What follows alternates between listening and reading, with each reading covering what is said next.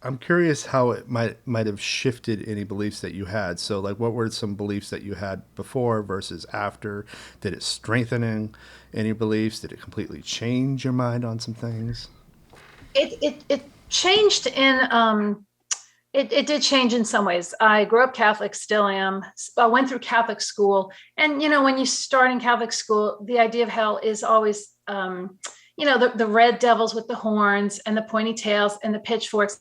It's all metaphors, obviously, for younger people and for beginners. Then you get a little bit older, I started reading C.S. Lewis and some others who really kind of shifted the idea that hell is really your own perception of reality. And there are a lot of takes on that. Like, I'm sure you've heard of the No Exit, the Sartre play. There's Night Gallery has done episodes, Twilight's done episodes where people are in the same setting, but some of them are in heaven, but some of them are in hell. Because the most famous one is, there's one that's sort of like a waiting room where there's music being played and there's like an old couple talking between themselves. They're in heaven because for them it's kind of fun, it's quiet, they're away from the workaday world. But for the businessman who's sitting there, who's like, oh my gosh, this is so boring, when is this going to be over? So my vision sort of morphed.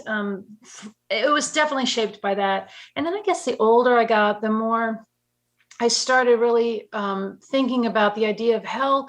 Hell is often referred to in older texts as chaos. Dante alluded to that it's chaos.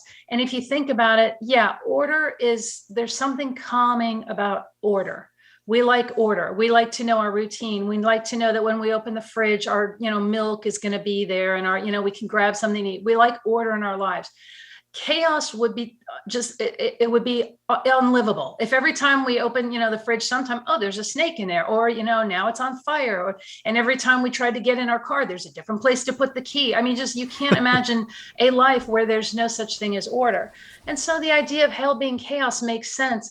And especially the more I learn about people who are having mental health issues, I'm not saying that they're evil. I'm saying that must be a living hell, is to have no underpinning for your everyday life, to have issues where you're just not sure of anything. And I just have a real serious sympathy for people going through anything like that, because that just must absolutely be I can't imagine a worse thing to tolerate. Even physical pain, your brain can understand it. And again, I'm not trying to minimize people who are in physical pain, but you can put it in a framework. But if you have mental problems, and again, you don't know, is this person who's talking to me, she looks like my mom, but maybe she's a stranger coming to trick me. And, if your whole life was that series of interactions, that would just be absolutely intolerable.